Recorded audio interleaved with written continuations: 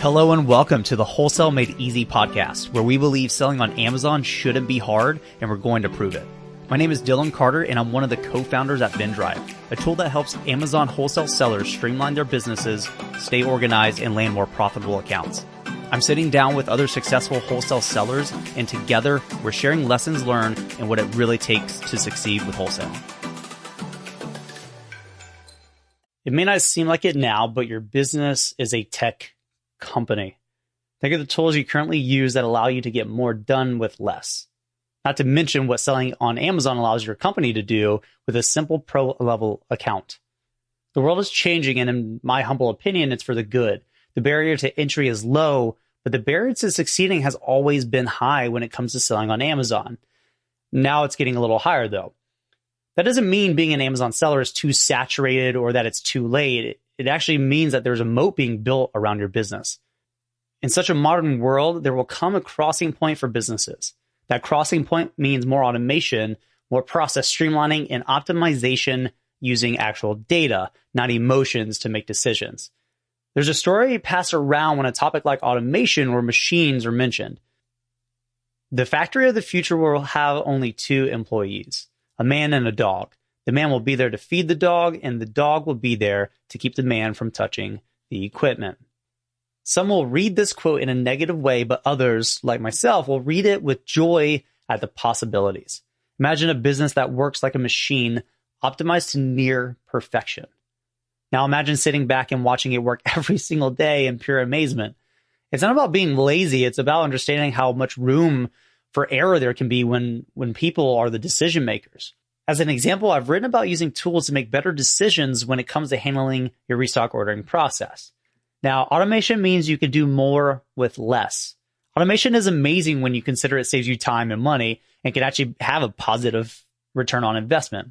As a business owner, I want to be effective and have the effective dose of automation, although you can go overboard. As an example, looking at what happened with Tesla when they tried to over-automate a key process within the, I believe the Model S that they did. Now, the first taste of this as a business owner for myself was plugging Restock Pro into my restocking workflow.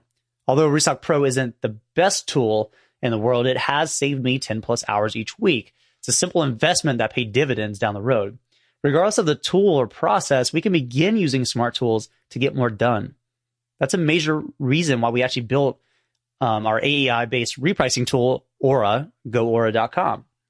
Now, you see, automation can be a competitive advantage for any seller, but you have to view it the right way. Here's something to consider. Amazon uses an algorithm to predict what a consumer might buy. What if a similar algorithm could suggest products you may want to consider selling? As the cost of automation declines, it will enable Amazon sellers to make more by doing less, even with small budgets. Consider a tool like Siri Shortcuts, formerly known as Workflow. It's an iOS automation app for your phone. Every Thursday morning, I schedule 2 emails to go out for our weekly live sourcing sessions. The task doesn't take an incredible amount of time, but it does take time and it's quite repetitive. Rather than creating these emails and scheduling them myself, I now use Siri Shortcuts to do this using my voice. Imagine the possibilities here. I would die of pure happiness if I could use Siri to actually place my restock orders for me. And by the way, that's completely possible. If you watch any YouTube video lately on automation, you've probably seen these little robots that Amazon uses to manage its inventory in their warehouses. Now, these robots are created by a company called Kiva that I believe was recently acquired by Amazon. Now, these robots are incredibly expensive. Kiva Systems says that their startup kit of robots cost anywhere from $1 million to $2 million. But someone will make a cheaper version of this for smaller companies that would allow you to further automate your warehouse operations, even having small operations.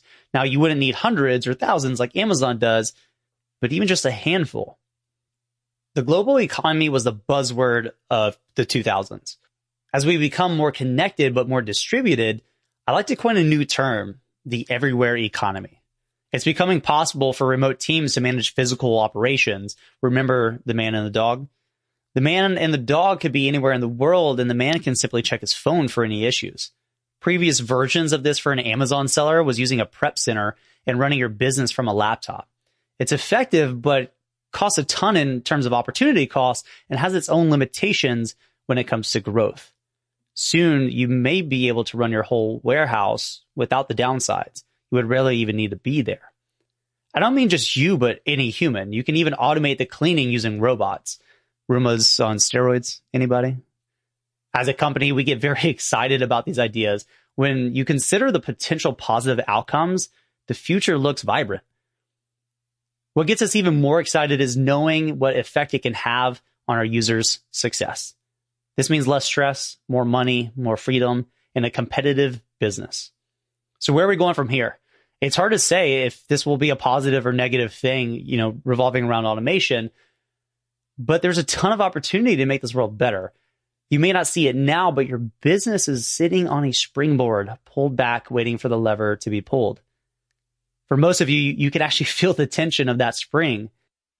This is probably one of the shorter episodes we've ever done, but I wanted to dive deeper into a few concepts and ideas and really get you to start to think about your business from a different perspective and to understand that a lot of these really cool things you guys are seeing can actually be pulled into your business and used by you, if not now, within the near future, in the next, I'd say 5 to 10 years. So when you're thinking about your business from that timeline, that kind of perspective, you start to make better and more interesting decisions.